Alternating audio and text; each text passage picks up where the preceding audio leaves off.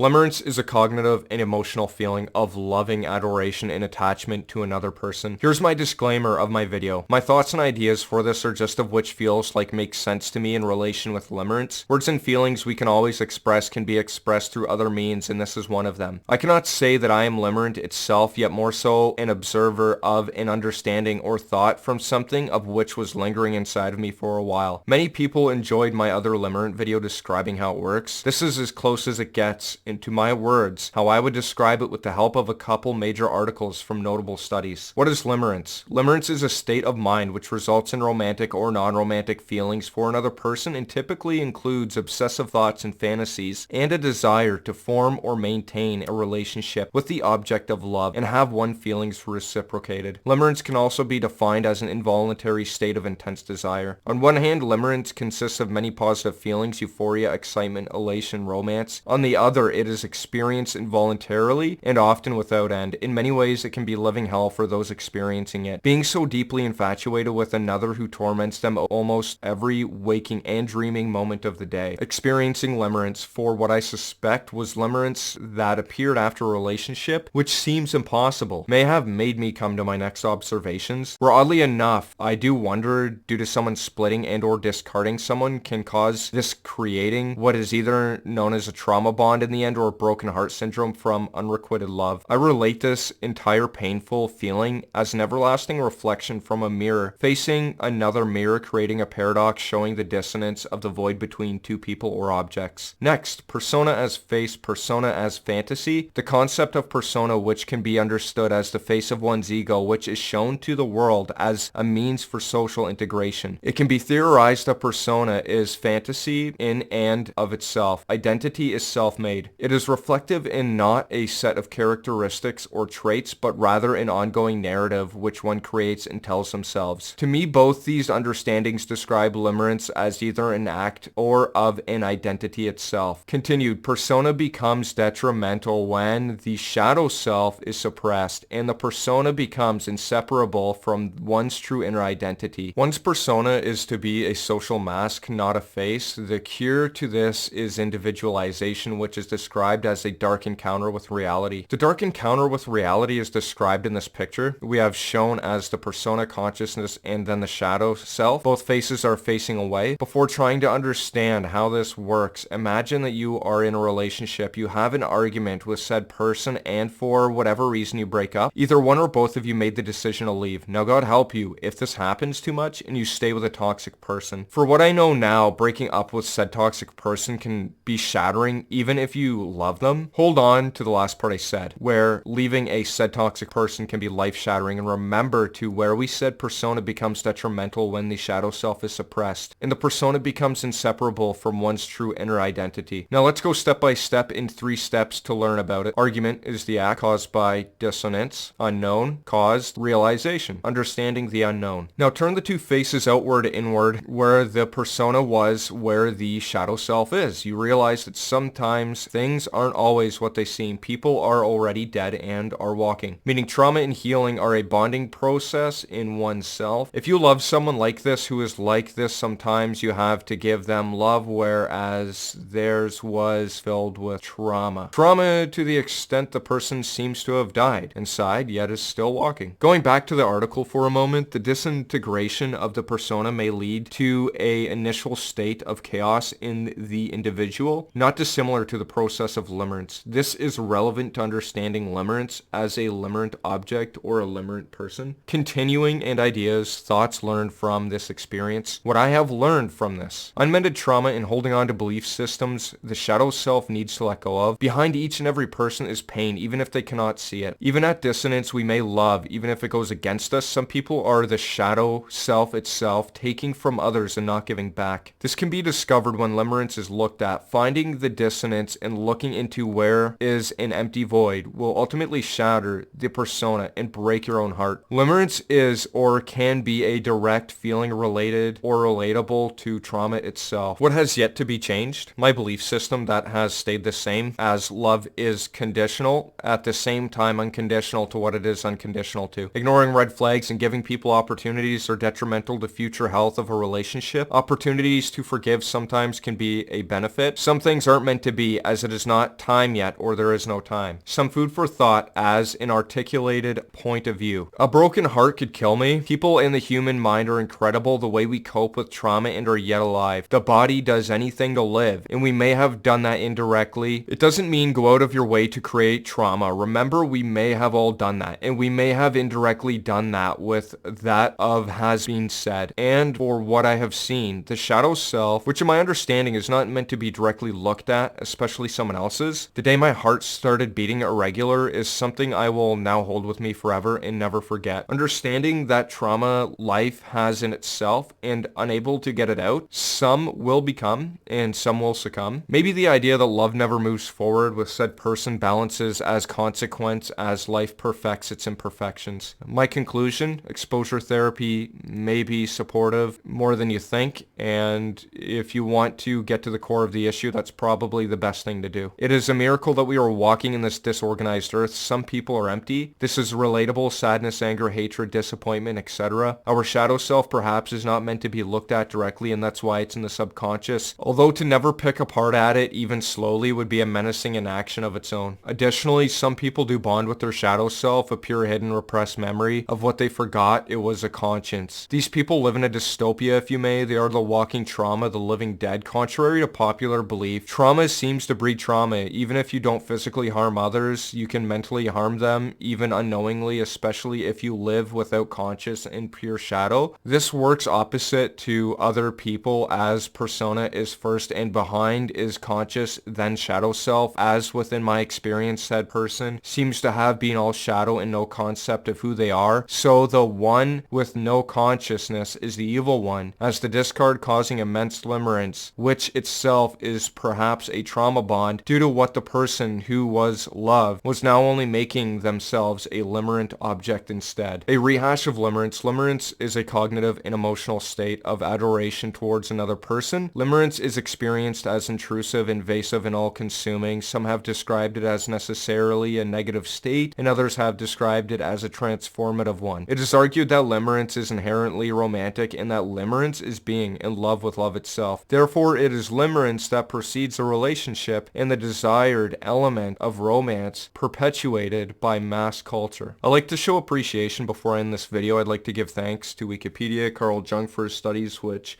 overall contributed to this, and to Wally Eagle Hawk for helping me put through thoughts into words. Wally Eagle is a social theorist and an author. Wally writes that every good revolution must start and end with a revolution of the self. To end this video, I'd like to say thank you for watching. I appreciate every moment to sit down and write. If you enjoyed this video, please leave a like, comment as well, and share an experience or thought, and please consider subscribing as well. Thank you very much, and I hope you have a great day. Bye.